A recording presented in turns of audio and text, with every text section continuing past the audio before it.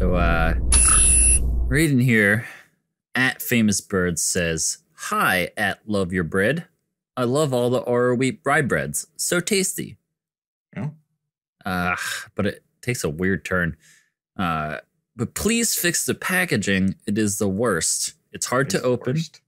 It rips instantly. The sticker loses its stickiness, and half the loaf goes stale by the time I finish it. Every time. And then he has a plea, retweet for visibility, please. Visibility, please. Yeah. Birds, hey, look. This Twitter account hasn't even tweeted anything since July. Look, I love the bread. It is delicious bread. I love rye bread. I understand the cellophane is like a traditional thing, but it's broken. This whole bread thing is broken. All my bread goes stale. All you got to do is just put it inside of a proper bag. And look, I've got a platform. I'm going to take advantage of the modern internet, and I'm going to get this whole bread situation fixed once and for all. This sounds awfully familiar. All right, Birds, is this some sort of like metaphor? What are you really doing here? Do you need to just say something about destiny? No, guys, I'm talking about bread here. This is not a metaphor. This is not Bones. This is not destiny. I just need to tell at Love Your Bread. I think we need to just get Birds off of Twitter. Birds, give me your phone. No. You'll never take me alive. No, this is just what the future is like. Regular people screaming at bread companies on the internet. This is just what normal is now. And it's because I care. Oh, God. All right. That's enough.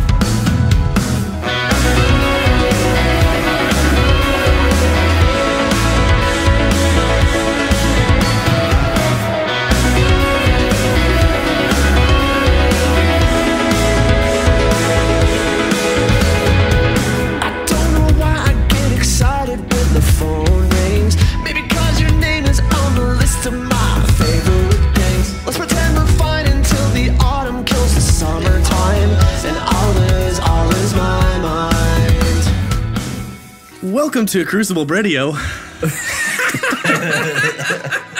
podcast you might have noticed for all things rye.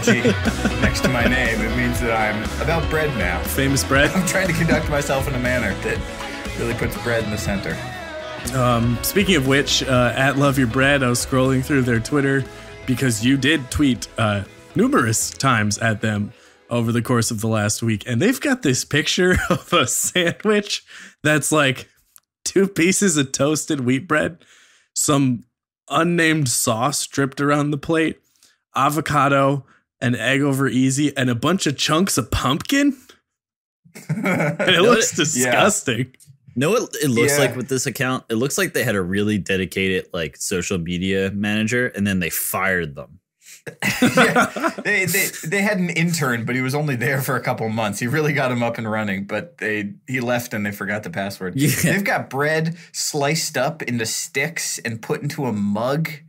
That's weird. Come on, at Love Your Bread, makers of who are these 17,000 followers on this bread company? Why do people follow bread? They don't do anything. Care about bread. Oh, it's the same people that make bread. I get Arnold bread out here. Do you guys get Arnold bread or just? No, I get Oro wheat like Birds. That must be in the east of the Mississippi kind of thing. Yeah, Arnold. Who's Arnold? Anyway, welcome. Well, it's actually called Crucible Radio. It's the podcast for Destiny 2 PvP, and we talk about the bread meta and also the Crucible in this video game that we like to play. It's Bones, Birds, and Swain. You can figure out which one is which. I don't know if they could. I'm Swain. Yeah, no, it wasn't. I wasn't saying that it's possible. I'm saying do it if you want to understand who's who. That's not my job to explain it. That's what I was saying. Gotcha. Chef, the drunk, and the other guy. Well, we got so focused on bread, but that's not even the most exciting thing this week. Curse of Osiris came out. It's an expansion. What do you guys think it is? Other words to describe it. Here's what happened to me. I had a very busy week this week and last week, leading into a new menu that I'm putting out tomorrow. Anyway, is that the restaurant equivalent of a UI? Yeah, I guess so. He's putting out a big balance patch for the restaurant. They got to nerf some dishes. We got to balance out the dishes. Got to move some stuff around. The meta is trending towards hot chicken at the moment, so I'm okay with that. We're adapting. Anyway, I've been working on that, and then there was a moment earlier in the week on Monday when I finally had got out of my really busy weekend, and I was just so tired. I was like, oh my God, tomorrow I could just sit around and play Destiny and a new expansion all day. So that's what I did on Tuesday. I played on PS4 for most of the day, and then I finished off on PC at the end of the night just to finish up the campaign. And boy, oh boy. Boy. It was great. I enjoyed it. I like it a lot. The campaign, man, people were really underselling it. Freaking game journalist companies being like, and I was like, this is awesome. It's much longer than I thought. And I thought the character choices were great and really, really enjoyed Brother Vance. They sort of gave him something. Throwing shade. Well, Ikora insults Spoilers, him by the way. numerous times. Yeah, I mean, it's Crucible Radio. We We're assume going to tell you a little played bit. It. But they turned Brother Vance into this creeper fan who's super obsessed with Osiris, but has not met him. Yeah. And I thought that was great that they gave him more than just oh yeah, he kind of mumbles about stuff. But he's got a personality now, and there's a personality to all the characters that I really enjoyed. And Osiris is a pretty powerful guardian, and one day we'll talk more about lore, but along with this expansion came new maps, new guns, new shaders, T1 shader game, if I do say so myself, and a few changes to the sandbox. So we have a lot to talk about. A tiny bit of a buggy gun in there too. Oh yeah, and then death laser. No big deal. There's a death laser. I mean, before we get too far away from it, I wanna just say I loved the story so much. When we first went back to ancient Mercury. Oh my God, yes. And it's just you're just standing in ankle high grass. You see the traveler and looking around. Yeah, you see the oh my God. This was one of the more emotionally resonant storylines that I think I've seen in Destiny so far, because it's the Mercury used to be a paradise. The Traveler turned Mercury into a beautiful garden, and then the Vex came and they just messed it up.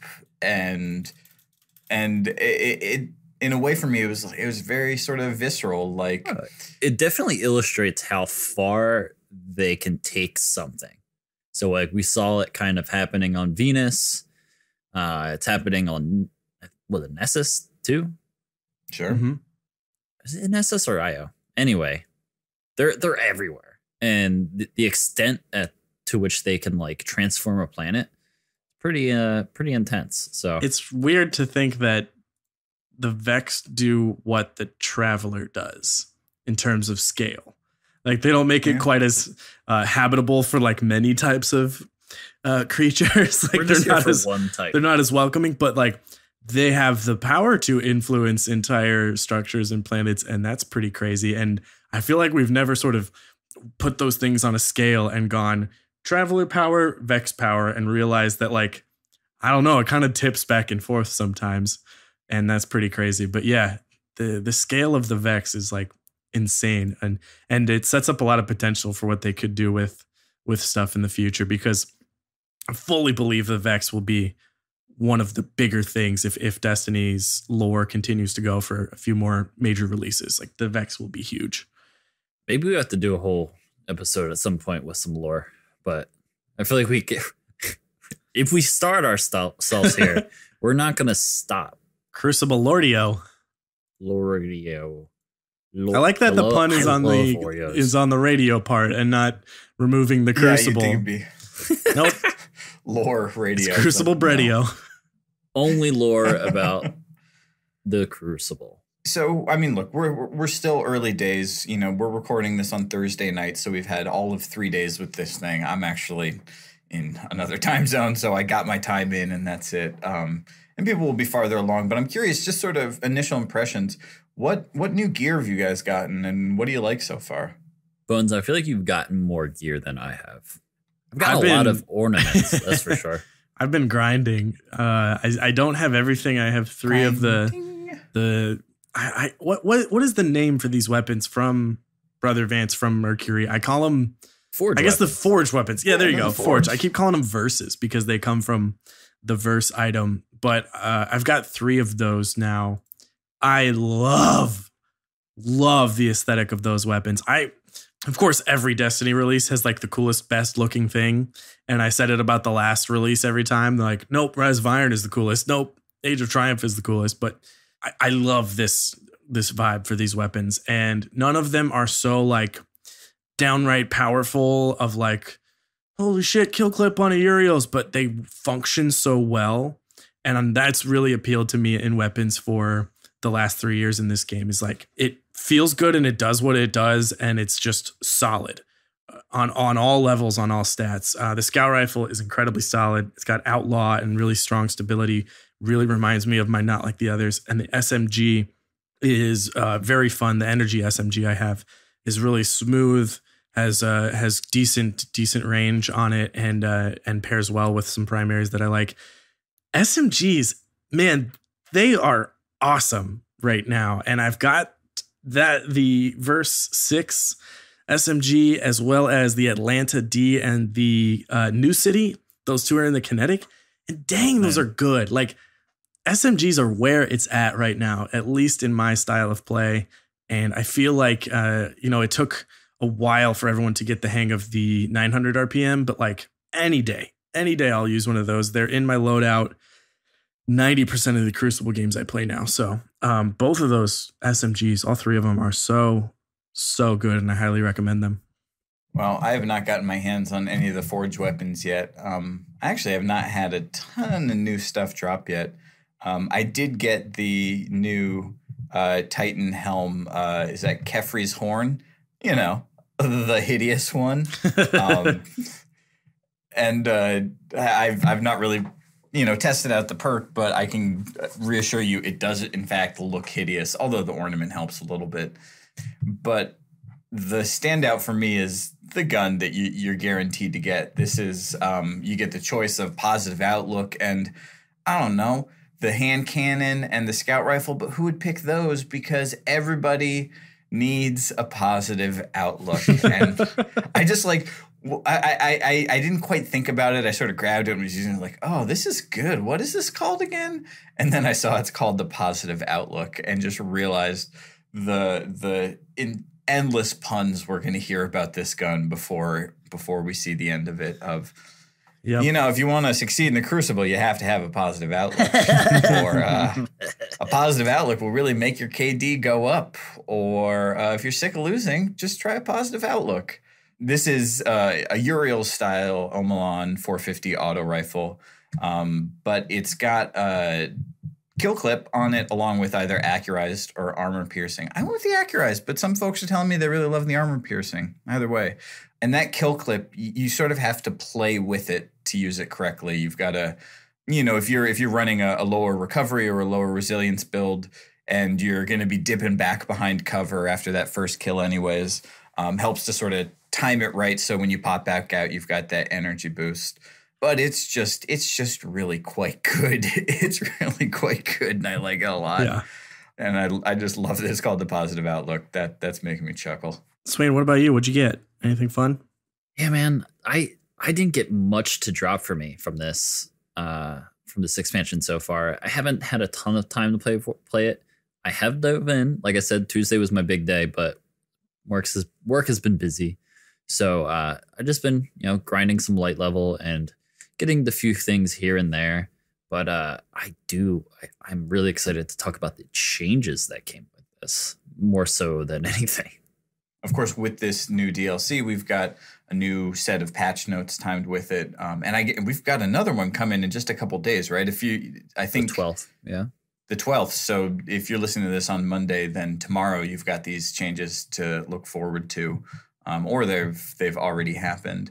But even still, we saw a fair amount of things moving around. A lot of things really on the subclass side instead of weapons, which is interesting because we did not see a lot of subclass rebalancing in D1. Like a couple big changes. sort of in the second half of the game. But cool to see these sort of coming right out of the gate. Yeah, I feel like subclasses though, they were just always like there was room for them to like get a little bump here and there to improve stuff, and that's what this kind of is, just like little bumps here and there to improve your selections, so that you don't have to like you said, Birds, like you don't have to omit upgrading that last part of Gunslinger. Yeah, they want to make everything useful.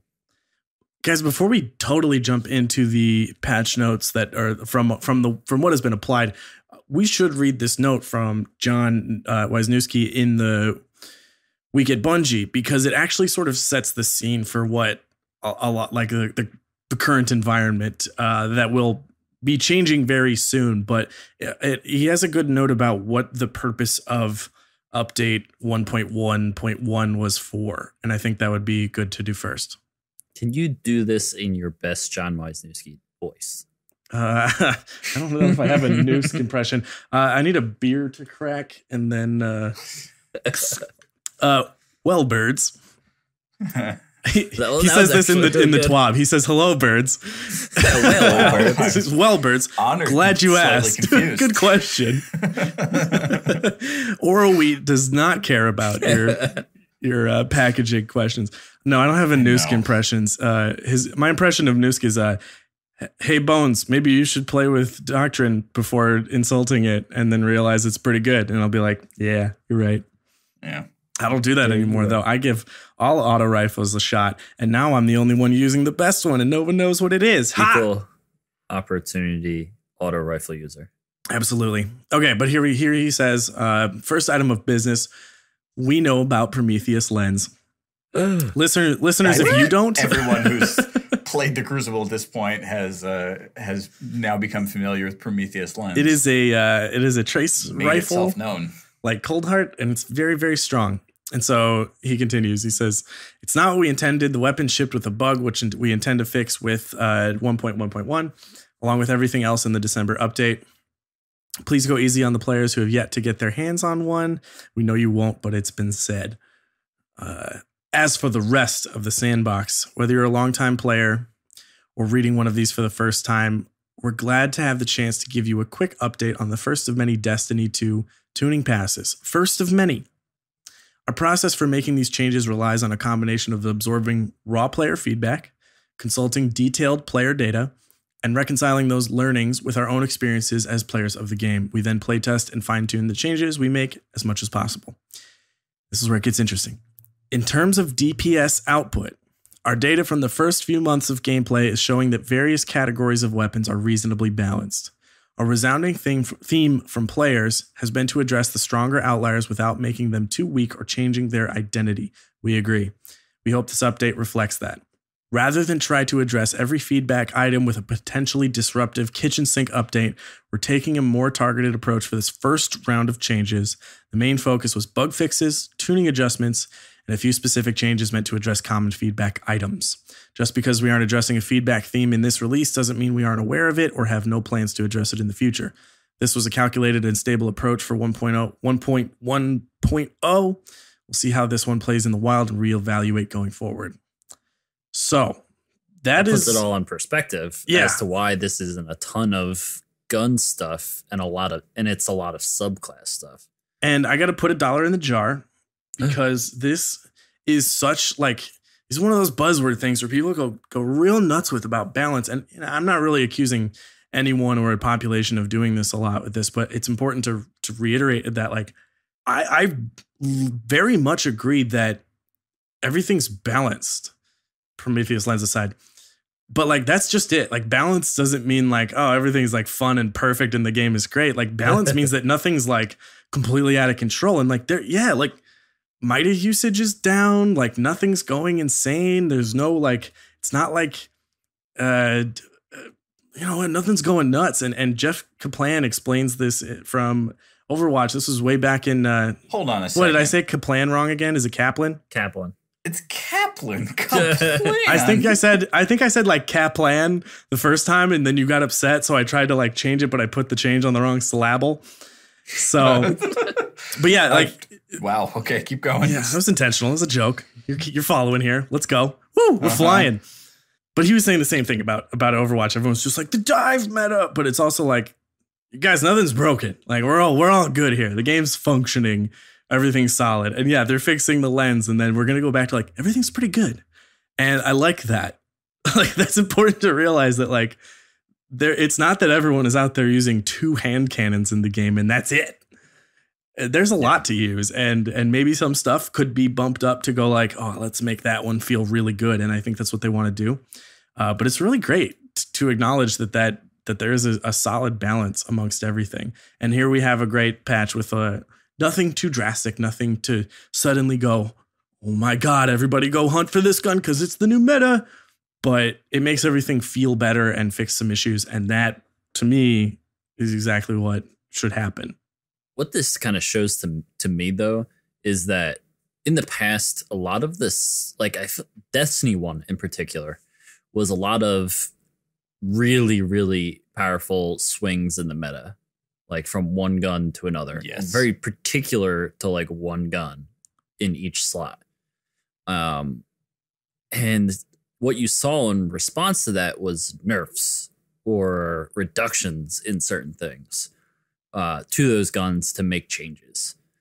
Whereas I think for Destiny 2, this base is a little bit lower so that they can make buffs in response, which seems to be a better system than reductions. At least in my opinion. Like I'd much rather see like, hey, this feels a little bit less out of the picture. Let's bring it up to where everything else is and see how it plays out from there. Mm-hmm. And I'm fine. I'm fine being patient here and seeing how they tackle it. Like a slow and steady, way of addressing these things is much better than, reckless and fast. Yeah, I mean, you don't want to be sort of playing catch up or knowing that you've got a limited window, so we're gonna, tweak every gun archetype in the game. I think one other thing that is worth pointing out is that there's a difference between balance patches and design choices.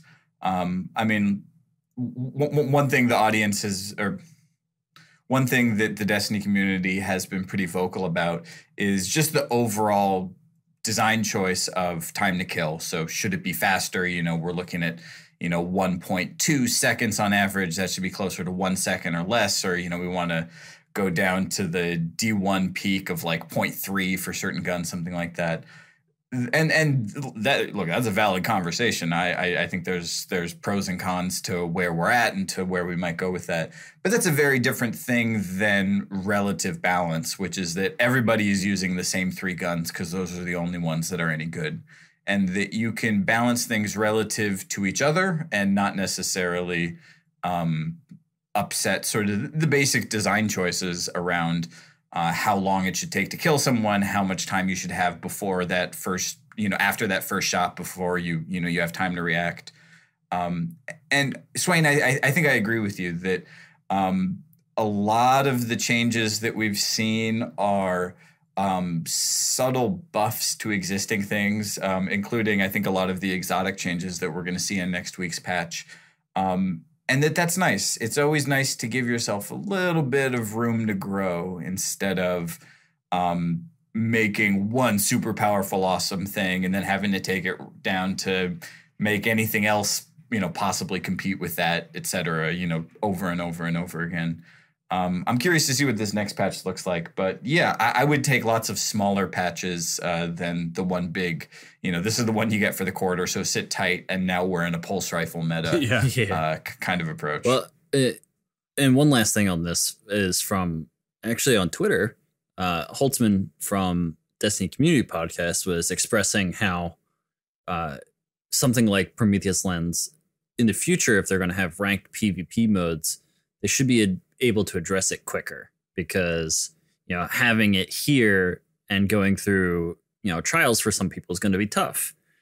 And he actually got us a response from, how do you say this again? What's Dimg. Dimg, yeah. Okay, there you go.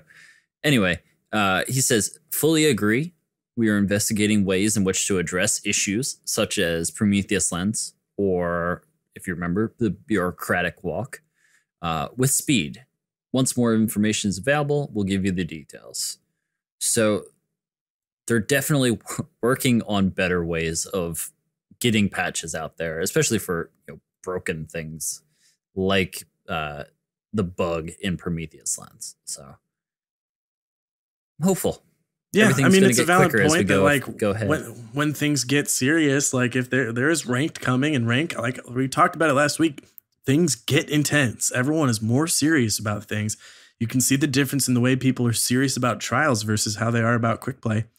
And, luckily we're not, it's not ruining ranked right now or anything like that. But, basically we've got changes coming, and there are still coming. And I'm liking the new effort to communicate. I mean, that was a response on Twitter minutes when a conversation was brought up, right? So that's great to hear. But we should jump into these notes lest we get distracted by anything else, because there's so much to talk about today. You guys ready to jump in? We got weeks to talk about all the new stuff that's in Curse of Osiris. The new exotics alone and the returning reworked exotics alone. Yeah. Stay tuned. I just need to get some of these things to drop for me first. Let's talk about these balance notes. Yeah. All right. First off, sandbox abilities. We're just going to read it to you word by word. Supers, blosses, the PvE crap. Get out of here. Oh, second line. No, first line is about PvE. Second line, adjusted the output of the recovery stat so that characters with the lowest recovery totals will start regenerating slightly faster. I'll also just pull from further ahead that hunter gear with survivalist perks are fixed and properly give recovery. And the world is a better place now. Hunters are allowed to recover, and the recovery stat doesn't hurt you so much when you have lower numbers. It's really great to see. This one was sort of at the top of my just like make it work correctly wish list. I think the moment for me was Fallout's video that really demonstrated the difference between 0 recovery to 10 recovery.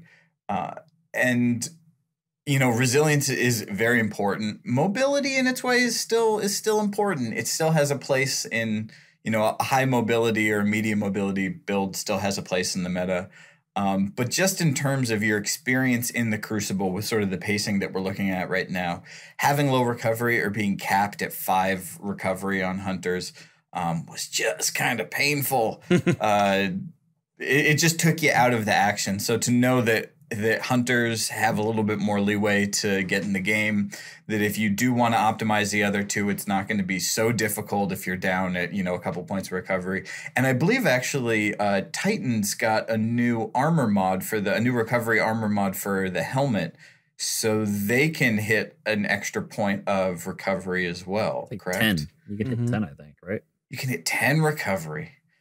Well, that is really quite something. Well, that's wacky. Really hear that. I think Keen was saying he hit 10. He would. Classic Keen. I don't know. He would. I usually I want to look the best first, and then I play with the perks later. So, yeah, it's a balance. Next up, a change we all saw coming. Grenades, pulse grenades have been toned down, both in damage and the intensity of camera shake. And if anyone has thrown up while trying to pick up power ammo next to his pulse grenade, it's just thrown up. Like literally just getting punched in the side of the head and snapping your face back like the Punisher. That's not a spoiler. But hey, do you want to know what Punisher's superpower is? Guns. What? He can just get shot and it just is fine. He's just healed by the next episode. Yeah, I was gonna say he any normal person, they'd be it would take them 3 years to do what he does in a week. He goes home and he sits down and he's all right, gonna recover for 10 minutes and go back out there.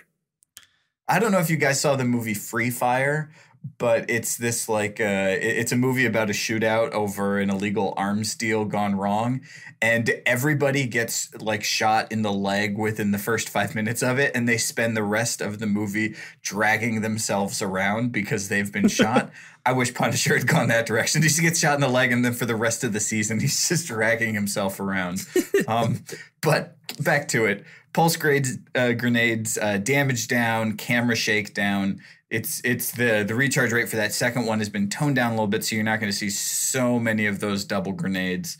And then also some changes to Arc Bolt and Firebolt to tie their recharge rate back to the other grenade archetypes. This one, yeah, Bonesy, like you said, this one was not a huge surprise. We all kind of saw this one coming. I think for me, though, this is a pretty interesting change because it really opens up that second striker tree to the level of viability. It felt a little bit silly not running double pulses before, but I've been running Code of the Juggernaut, and I gotta say, I really like it. Especially with my preferred Titan melee, and this is purely for looks, Insurmountable Skull Fort, to get a melee that's not dependent on movement at all, that gives you a boost, it reloads your weapon, and you get that instant bit of health regeneration back when it drops is pretty killer. And I think we're probably going to see a bit of a shift, or just a bit more of a spread in the striker code being used at high level play. I think that bottom one has got a lot of potential that is, you don't feel silly for using now. Yeah, I definitely agree. It's got that combo that we talk about with other stuff where it's just like, it's tricky to pull off. When it works, it's insane. And I think we'll see that more. Should we talk more about Titans? I mean, there's a little bit about general grenade cooldown and increased damage, but it's just mentioned that every other grenade got increased damage inflicted. Now, do we know, is this, when they say combatants, is this a PvE thing? Does this apply in the Crucible? I'm going to say I threw firebolts like I do, and they still did 90. And I thought they did 90. I believe this is, I believe that was a PvE change. Yeah. Maybe. It was really just pulse that came down. Yeah, in the Crucible where it's going to apply. But that's good for PvE for sure. Yeah. And we know code word combatants now means, I don't know, aliens, what we don't like and we want to get baddies. Swain, why don't you lead us through these Titan changes? Nothing happened. Nothing. What are you talking about? It's the season of the sun, baby. Yeah, no, wait. This was the most exciting thing because it's like so close to the top, and I'm like, you know how you read patch notes and you're like, so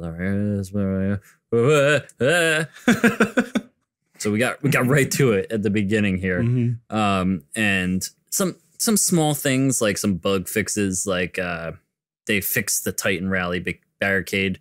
Used to grant like infinite ammo to certain weapon types, and some bugs with Fist of Havoc. But one of the more important things is they decrease the distance traveled in the air with the shoulder charge ability when it's executed without a target. So obviously I saw this affect me the most in PvE so far, where I would go to like close a gap with shoulder charge and I would fall very short, and I'd be like, oh no, fall into the depths.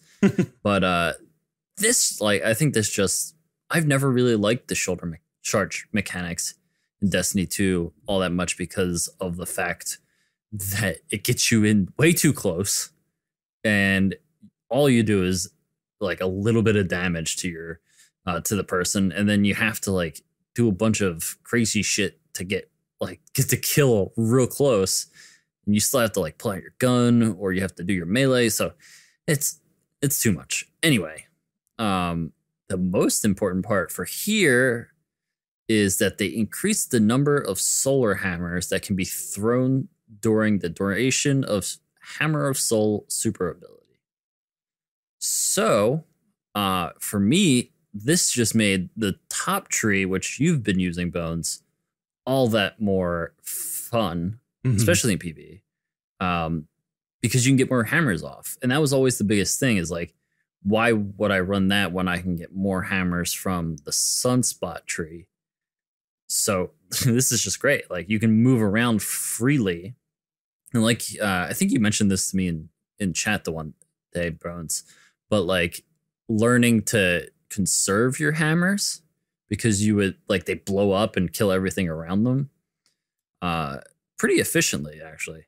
Yeah, it was one of the first things I learned this weekend because I'd throw and I'd follow up throw, and then I'd realize my my explosion killed the striker I thought I didn't do enough damage to, and then I had thrown 2 hammers when it wasn't necessary, and then I was like halfway done with my super at that point, and that was a nice like little learning process, but it definitely stuck out immediately where I was just like, oh, I just wasted half of it.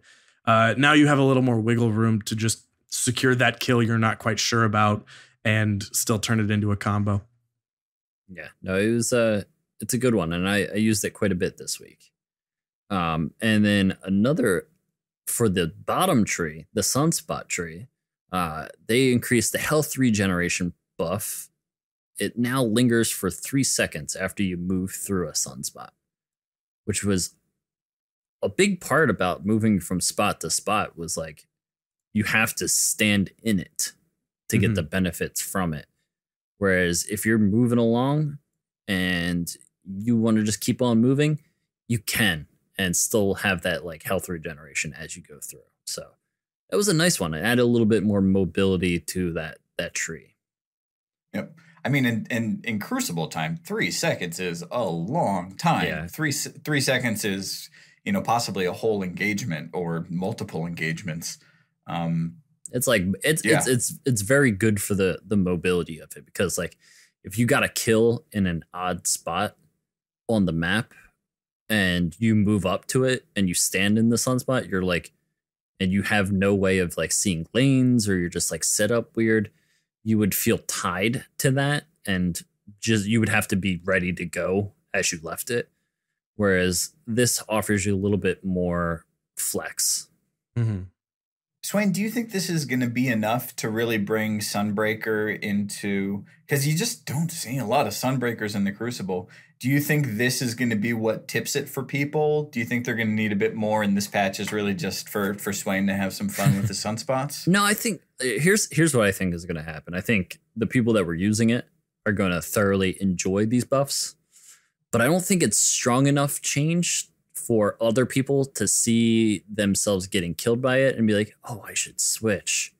Or like someone, way more influential than me being like, oh my God, I'm using Sunbreaker, this is broken. And then every one of their followers is using Sunbreaker, and that snowballs into, the next thing, the next big thing. I do think this is something that brings it up into like that conversation of like, yeah, it's good.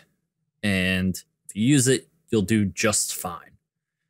Whereas it's not something like right now, like I would say like Golden Gun in certain game modes is pretty damn strong. So yeah, no, it's up there. It's definitely not going to be, game changing, but I think that's, exactly what they were going for, was just to bring it back into the, into conversations. Yep. Well, we've got some hunter changes too. This one's interesting because I think the interesting thing that happened with hunters in Curse of Osiris wasn't really about the balance pass changes. It was about the new exotics that have shown up for hunters. And so I still got to try a lot of those out and prove out some of the theories that I have. But for now, we've got a couple quality of life things for hunters, and one big one. We've got Arc Strider dodge now briefly breaks tracking. Nice, makes sense. And then 3 for Shadow Shot. So Shadow Shot should now suppress targets immediately on a direct hit, which is, pretty key if you're saving your Shadow Shot for defensive usage against other supers in the Crucible. Apparently people have been tethering dropships left and right, so that's not happening anymore. Cross that off the list. And then a boost to the amount of time you get to fire arrows when using the Mobius Quiver upgrade of the super ability. Not one I'm super familiar with, but good to know. Get a little bit more time there. You can pace them a little bit instead of feeling obligated to spit them out.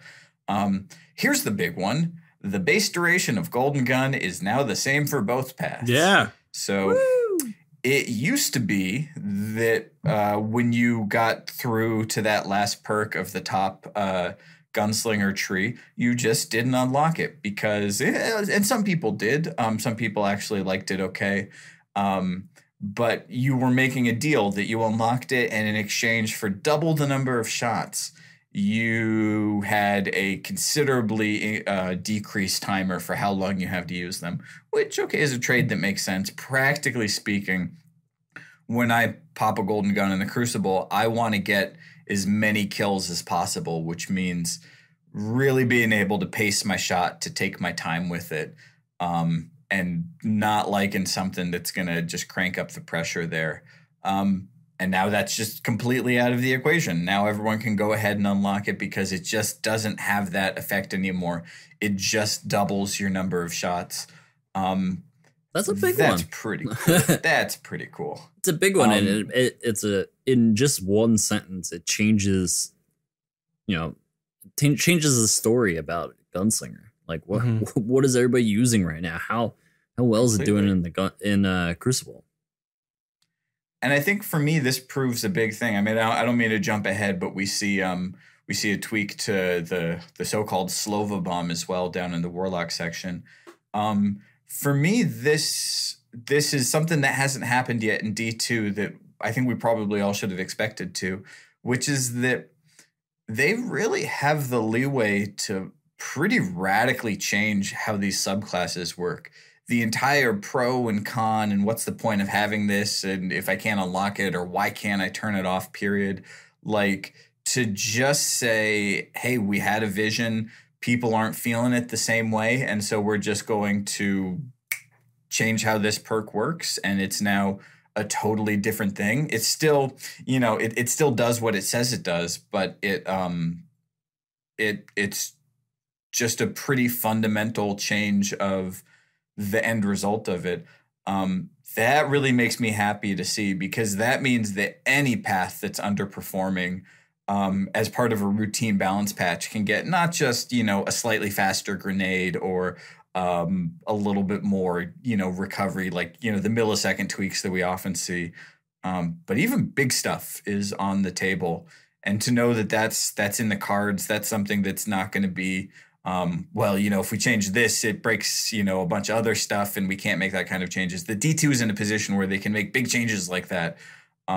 That's pretty cool. That makes me happy to see. It just takes me back to when Claude said that they're very happy with the limited paths because they can change it so easily. As opposed to before you had to know how each perk interacted with every other perk in its own unique ways. This just makes it all that much easier for them. And I mean, it may be the reason why we have so many subclass changes. Bonesy, anything worth calling out for Warlocks? Well, just a few good to know things. They changed the Empowering Rift no longer gives bonus damage to explosive rounds. Didn't know that. Don't really use Empowering Rift, I have to admit. Heat Rises perk no longer triggers on destructible objects. Oh. Updated the Devoured perk description to correctly indicate that the ability is triggering on kills. Okay. Cool. And here's one. The Nova Bomb, created by the Cataclysm upgrade, maintains its initial speed for longer before slowing down. I like that. The Slova Bomb ain't so slow anymore, at least when you throw it. That was always a weird thing where it's like, your timing of your launch is strange. I get the effect of the Nova Bomb; it's going to track, but it was always like, did I throw it at the right time? Does it track? So it'll have a little forward push to it, and it'll get there, and then it'll start doing its thing. So I need to test that out. I've just been playing Dawnblade, so nothing huge there. It makes sense with just the way that the Voidwalker is. Like you've always just been playing it, and it's just super aggressive, ball of energy that comes at you. And before that, it was just like, oh yeah, I'm getting Nova Bomb and I'm dead. Like there was very little discussion about whether or not you would die from it. So this just, feels a little bit more like Voidwalker to me. Yeah, I agree. I never really liked the Slova Bomb, not because I don't think it's a cool idea, but just because I don't play a ton of Voidwalker, and I just wasn't ready to sort of rethink that entire super mechanic to compensate for it just working pretty fundamentally differently. So the fact that it feels a little bit more like just a regular old Nova Bomb, still different, still something that you can play with. But when you see some guys who aren't that far away and you want to throw a Nova Bomb at their feet, that still holds true, and that's not a huge shift if you're swapping around your subclasses. Mm-hmm. I'm glad to see that, and it. As in before, like this entire identity of the Slova Bomb may be reworked. They may decide that they want to approach that differently, still keeping the spirit of the perk and maybe the text of what it says or even the underlying mechanic, but that they've got the capability to make some pretty radical changes to it as part of a routine balance patch. That makes me happy. I think that means we've got real seasons now. Season of the Sun, baby. Woo! Yeah. Well, that's all it is for subclasses, and we can now move on to armor, weapons, blah, blah, blah. But first, I need to call upon a special guest host of ours to read a little message from our sponsor this week. Sleepy Swain, where are you? I'm fully awake this week. Oh, you're awake? Well, yeah, man. Is that because you're so well rested on a Casper mattress? Is that it? Yeah, man. Casper is a sleep brand that continues to revolutionize its line of products to create an exceptionally comfortable sleep experience, one night at a time. They've got 3 different mattress models: the original Casper, the Wave, and the Essential. Casper mattresses are perfectly designed to soothe and cradle your natural geometry. Not to mention, the breathable design helps you sleep cool and regulates your body temperature throughout the night. I got a real thick natural geometry. THICC, that one? Yeah. And it's delivered right to your door in a small, how do they do that sized box with free shipping and returns in the US and Canada. But the best part is you can be sure of your purchase with Casper's 100-night risk-free sleep on it trial. A lot of nights. That's 100 nights. It's almost 4 months. No, 3 months. It's a lot of nights because after all, you spend 1/3 of your life sleeping, so you should be comfortable. I sure as hell am comfortable when I sleep on my Casper mattress. So good, like unboxing it, taking it out of the little bottle. It was surprising because we got a queen size mattress, and it was just like, wait, it's in this box? I can't believe it's in this box. Anyway, it unfurls, and then you set it free. It just springs open, and the first time I lay down, I'm gonna fall asleep right now. Just thinking about, I'll be good. I'm gonna finish out this podcast, and then I'm gonna go sleep on my Casper mattress. It sounds like a solid plan. I mean, I can just say it's the truth. Since we got our Casper mattress, I just sleep better. I want to go to bed because it feels so good to lie down. But then I wake up in the morning and I just feel well rested in a way that I didn't when I had my fancy showroom mattress that I tested for 30 seconds before saying, okay, yeah, this one. Yeah, give me that one. It's just a different night's sleep. I must have been reading some Jack London recently because when you said setting the mattress free, I literally pictured setting a mattress down at the edge of the woods. Go, we don't want it runs off in to join the other wild mattresses as you sort of like hug your spouse, but I'm sure that's not what happened. So start sleeping ahead of the curve with Casper and get $50 towards any mattress purchase by visiting casper.com/crucible. and using Crucible, offer code Crucible at checkout. It's casper.com/crucible, offer code Crucible for $50 off your mattress purchase. Terms and conditions apply. Okay, big news, guys. There's some armor changes. Got some tweaks to existing exotics. Well, that's a fun phrase. As I already said, Hunter Leg Armor with Survivalist Stat Package now grants recovery. Let's all give another round of applause to Hunters. You can get that crispy 267. I've seen it. These exotics, so sweet. Nice little kind of tweaks here and there. I don't really know if I've messed with them. I wonder if we should, we're gonna do a big exotic review in a little bit. There's some interesting things though, right?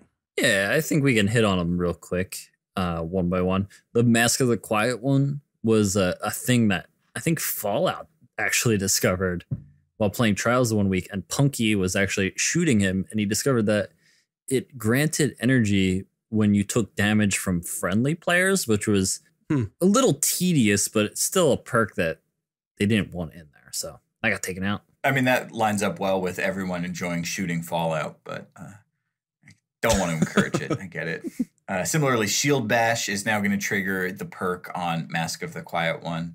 And we've got a buff to the feedback fence. This is one that's not seeing a ton of love in the Crucible, but it's going to increase the damage dealt by feedback fence and a little tweak. So when you get kills with the perk, it's going to show the correct icon in the kill feed. And there's a little tweak to Starfire Protocol. The grenade recharge rate, which we sort of mentioned at the beginning, we might have missed it, has been sort of universally realigned.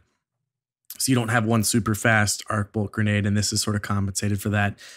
Here's a fun one, and I really wish I could get these, but improved ready and stow speed on Peacekeepers. That's for Season of the SMG. I'm telling y'all. Lucky Pants get a single bullet added to the chamber on your Lucky Pants. And Karnstein Armlets? Armlets is a funny word. I thought it was amulets. I just now realized it's armlets. Wow. Armlets. Yeah, that's the little thing that goes on your arms. Yeah, little armlets. Check them out. Things. Yeah. They're called fingers. My Karnstein fingers. There's heightened mobility and recovery, and they highlight low health targets after a melee hit. And a kill immediately restores a significant amount of the wearer's health. I hear these are pretty nasty on Stormcallers. I used them in the raid. I guess that's my story about that. I keep thinking about calling my fingers armlets. You got your armlets coming out of your arms. Got me thinking about my mattress. I'm all tired now. Yeah. No, Swain, I can objectively say, good one. That's a good nice one. And Dune Marches are There's another one corrected. I can't get, apparently. Dune Marchers. Oh, I got them on every character that I've ever had. Every character. I got them. Your Warlocks rocking Dune Marchers. Nice. Yeah. They're all over the place. Go figure. Okay, let's get to weapons, guys. This is the juicy stuff, right? All right. If you've got a precision auto rifle, and which you do, I'm guessing you do, and you've been wondering, well, they've increased the base damage and reduced the precision modifier. So body shots are going to do a little bit more damage. Headshots are going to do, I don't want to say a little bit less. I don't actually know the exact change here. 22. But 22. Okay, so brought down to compensate. Yeah, 1 point that. down for precision hits. So yeah, a little bit more forgiving when it comes to the precision auto rifles. Okay, yeah, this one I feel like is owed a bit of testing and sort of better look at the numbers than I know right now. But yeah, so what are some of the precision auto rifles that this is relevant for? Oh, it definitely affects a lot of popular ones. The number, Uriel's, your positive outlook that we all selected. There's some interesting choices here. I believe Origin Story as well. Keen Koala did some quick math. He says that their body shot, their optimal time to kill was adjusted, but their body shots are a little better. That actually, if we're just talking like flat out performance on paper, that the 600 RPMs are the most efficient. But at the same time, we all kind of agreed that, like, you know, usage may vary. Sometimes the precision auto rifles just feel the best. And I can kind of still say that, like, Positive Outlook and other guns feel good in that energy slot. And I don't think this is enough to say that, like, hey, throw your Uriel's gift in the vault just because of the optimal TTK in a theoretical perfect setting went down a little bit. So I think they're still going to see usage. Next up, we got and this probably comes as no surprise to anybody whatsoever. A little decrease to the aim deflection of high caliber rounds on auto rifles and scout rifles. And when we say auto rifles and scout rifles, we really mean Uriel's and Mida. Again, flinch is flinch, and even without high caliber rounds, flinch is still flinch. But this one I think was important because one of the things that we do know is that the rate of fire does interact with those high caliber rounds. Just when you're landing more shots, that you're going to be having a greater effect versus something like an aggressive hand cannon, where even if you're firing and landing shots at max rate of fire, it's just not going to be as frequent. So a little reduction down there. As far as I can tell, high caliber rounds is still a excellent choice. But hopefully we're not so completely tied to the Uriel's approach. I feel like I felt this a little bit more in PvE than I did PvP. Just like that was what I had equipped when I dove in for the first time, and I was like, oh man, like this isn't as crazy as it used to be when I would take it and run around with it. So good for that. Anyway, next one seems like another type of small change to the Mida in particular, but not in particular. They reduce the effectiveness of aim assist at higher ranges on scout rifles. So they're just saying like, hey, don't just sit all the way back and use your Mida. You will have a tougher time than you used to. So yep, I'm thinking of some of the longer range maps, like like Eternity being one where it really does increase. It really does promote the long range engagement, and that now that there's just a little tweak down there, so you can still engage at that length, but you really have to have your aim on point. And it opens up more space for people to make pushes, to dart and juke their way in and get into closer ranges. And also to just take Mida down a notch. Let's not lie. I'll talk about this next one really shortly. Reduced severity of recoil on Haka high impact auto rifles. Everyone ignore that. It doesn't matter. Don't use high impact auto rifles. They're so bad. I would stay away from them forever. Never pick up. You're not even willing to say the name of your sleeper gun. You're really holding on to this thing for as long as you can. No, the sleeper gun, goddammit, is in the faction wars that are happening day after this episode comes out. Sorry, Future War Cult, but you got to get that new Monarchy one. I'm just going to say it now. Halfdan D. It's good.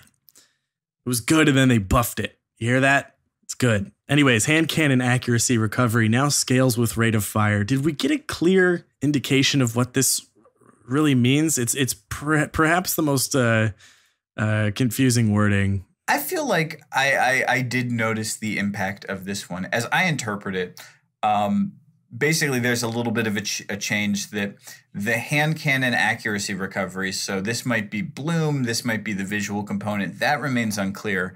But since the beginning of D2, you do have to pace your shots with a hand cannon. Doesn't mean you have to shoot super slowly, but you do have to give it, just a moment to recover.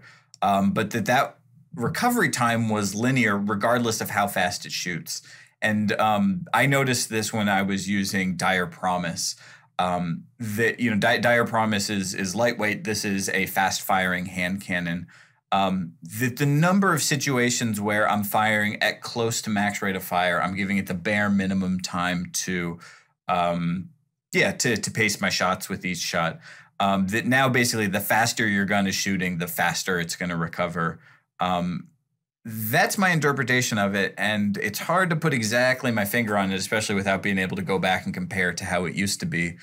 But they're trying to open it up a little bit, so there's a clearer trade-off as you sort of go from high impact to adaptive to lightweight. Good job, Birds. That was a good description. Thanks, man. I tried. I think, Birds, I think the Dire Promise shows that off the most. You just push that thing goes fast. I love that gun so much. I wish it could take a shader to save its life, but I still like it. Looks like we're also seeing a buff to the base aim assist on aggressive hand cannons.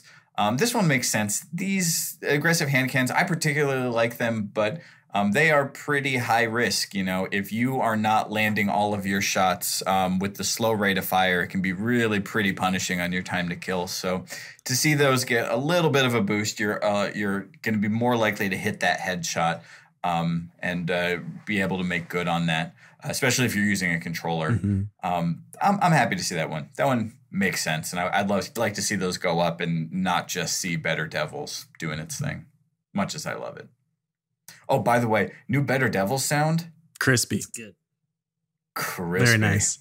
This next change, I feel like console players got to be happy with this one. We don't see the crazy domination of these guns on PC as much, but they adjusted the rate of fire on Omalon sidearms that fire in bursts. They increased the time between bursts. So the bursts do the same amount of damage. There's just a longer time to flat out kill someone from full health. I think this is a great change and a really good adjustment rather than tweaking the damage output of Last Hope of something like this, because you still want it to have enough punch that when you're so up close, you can get that little burst and a melee finish. That's part of the charm of the gun, is that it keeps people away from you. But I think this is going to slow down your ability to just mow through two people and get those 2 full kills with 1 clip, and keep it in its archetype as a sidearm. So I really like this tweak, even though I'm still using Fool's Remedy. So this next one, I'm interested to see if it will adjust the usage at all. I know people have kind of just put these ones aside. We did talk about it with Newscalat in our interview, but these single shot lightweight grenade launchers, they did increase the impact damage, so those direct hits do more. If this is applicable to Fighting Lion, that's pretty cool. I actually had a fun little game with that. I think there's some good moments to be had with that, and they did adjust the ammo situation on that gun as well. So I recommend pulling it out for some fun, but we'll see if this does much for a largely unused archetype in the Crucible, at least. I cannot believe that I've gone from being so frustrated by getting Fighting Lions on my console RNG to being so desperate for a Fighting Lion on my PC account. What a wacky turn of events. Such is life. Such is life. We got 2 little bug fixes, I guess you'd call them. We've got, 3 little bug fixes here on swords. So swords with the tireless blade perk, where players could, glitch themselves some ammo from an unpowered sword attack, has been fixed. Infinite guard perk is not going to drain ammo when you're guarding in a healing rift. And the relentless strike sword perk no longer returns ammo on heavy attacks.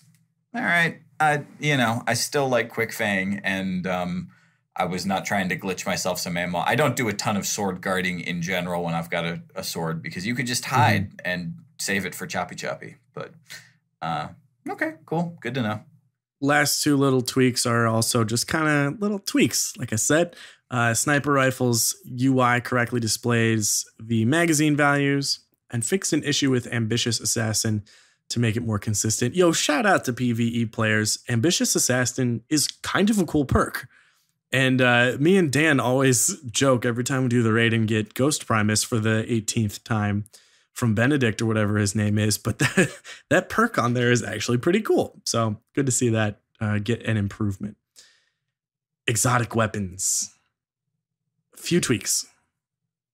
We sort of see the same tweak. If you shoot destructible objects for exotic weapons that get some boost from doing damage, Sturm and Drang, Sunshot, Merciless, Graviton Lance, that's no longer going to trigger.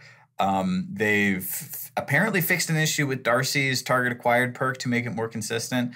This is the big one, though, and I wonder if this one is in direct response to something the Destiny Fun Police said. But Fighting Lion's damage has been increased, and the gimmick before is that when you finish off the kill, your gun reloads with the Thin the Herd perk. The big change now is that when that triggers, it's not going to pull an ammo from your inventory. It's going to give you a bonus round. So assuming you can continue to chain this indefinitely, you will never run out of ammo. Mm-hmm. God, I want a Fighting Lion so bad. I can't believe I'm saying those words. I never thought I'd say those words. Why would it drop for me? I want it so badly. It's fun. I used it, yeah, and I could definitely see that you just sort of shoot it 4 times. You're like, oh, I guess I got to die to get more of this. So it helps to sort of generate that ammo and still plays fairly. Well, yeah, that does it for most of the very specific things like weapons, subclasses, all that. There was some general changes to activities. There's some raids, some strikes, public events, but we're PvP, so we're going to talk about PvP. And these were just kind of, quality of life, little changes so that, everything was a little bit more fair no one was getting out of maps. They changed the hot streak challenge to no longer progress for the opposing team. Capture 5 zones challenge now progresses for zones captured by allies and requires increased number of captures for completion. And advantage and domination stats now accumulate on assists. A lot of little things here and there. They added some rewards to quick play and competitive, some rare and legendaries. And they increased XP rewards upon match completion in quick play and competitive. All this to just kind of bring it up so that, Crucible felt as rewarding as like doing strikes or doing public events. Everybody really harkened back to their idea that you could do whatever you want and you're going to be just as rewarded for that as you would if you did another thing. So looking good. Looking good. I don't mind more loot. And then past that, we've got, I don't know, a million little bug fixes. Personally, I really needed that buff icon in the Floor is Lava challenge. Thank you, God. But seriously, I did notice, I somehow glossed over it in the notes. I did notice that I was able to quit the game using a controller, which is nice. But once you have the ability, but for me, being able to use Dim to grab items from the postmaster. Oh my God. That's gotta be great. Oh my God. That was the last bit. That was the one thing. Apparently they've expanded their API, and so now all these third-party apps can take advantage of that. Oh. That's nice. But they fixed Lewis. Little twitchy Lewis. I kind of miss it. Yeah, that was the dance so party fun. Lewis. Yeah. Lewis, he was just on his own wavelength. He didn't care what you thought. That's what made him great. What do we got next week, guys? Faction Rally, baby. My God. Faction Rally. We got another patch, apparently. Yeah. We're going to have a ton more drops to talk about. We will follow the continuing story of the Prometheus lens. See where that ended. I think we're having an interview next week, too. I'm talking with someone. Someone? We'll see. There's also Star Wars. Star Wars is next week. Next week? I just got chills. Oh, man. Spreads. So, like we were saying, PvE stuff, the Saint 14 lore is really good. You should go read it. That link that we sent, yeah, that's the best. But I want to, Bones, we should probably, we should act out this last one. Oh, yeah, this will be cheesy, but I'm really down. You want to be Cade 6? Okay. Guys, follow us at Crucible Radio. Follow us on Twitter. Go to crucibleradio.com. What else?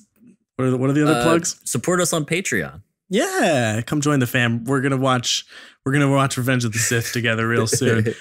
Wait for after that, and then we'll watch a real movie together. It'll be super fun. Patreon.com/Crucible Radio. Yeah. What else we do? There's an extra podcast that we do where it's just nonsense, giveaways, all that. So, wait, who am I? Take me there. Are you Cade 6? Yeah, sure. Yeah. Are you kidding me? Okay. All right. You know what they say about Titans? They're loud and abrasive. The good ones are all dead. You don't know that the Saint is dead. The greatest Titan who ever lived just disappeared? Call it a hunch. No one ever put down a Kel faster than he could. But man, he was a real weirdo. Eccentricity was his strength. Talking about the speaker like you're related to him is eccentric. Claiming he's seen the future, that he fought 6 fronts fueled on the idea that some guardian savior is coming. That's insane. Belief is a hell of a thing. Sure, yeah. One guardian's going to fix everything. Kick Crota off the moon. Make it look like us Vanguard know our heads from our hindquarters. Hey, where are you going? One of the new recruits from old Russia I've had my eye on. Entering the Crucible for the first time. Hey, maybe that's the one. We'll call him Crota's End. Guys, those were good impressions. I'm impressed. I hadn't had time to prepare my Cade. I think my Zavala's a little better, but he's not as funny. You had your moments. Nicely done. Swain, you too. That was a good lore, guys. Go read That's some real primo lore. And we'll be back next week with more stuff. I gotta read this whole thing. it's Bert says good. homework. Yeah, I'll get right on it. But, Bye. Till next Our time. friends. Bye. I love you.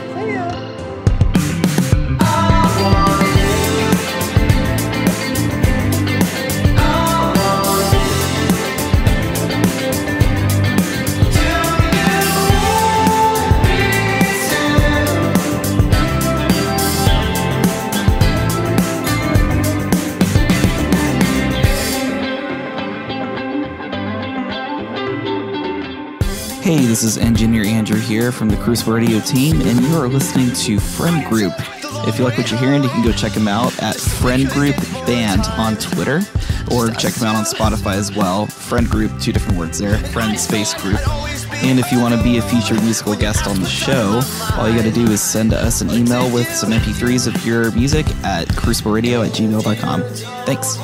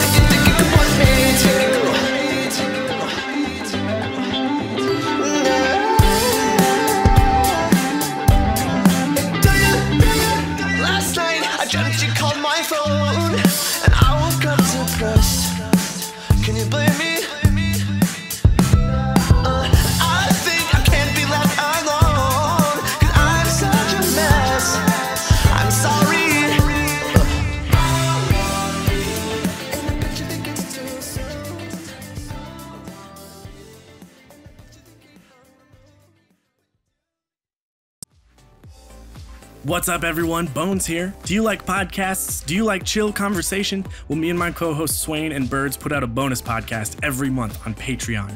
If you want to check it out and be a part of more awesome stuff, head over to patreon.com/Crucible Radio and join the squad. See you there.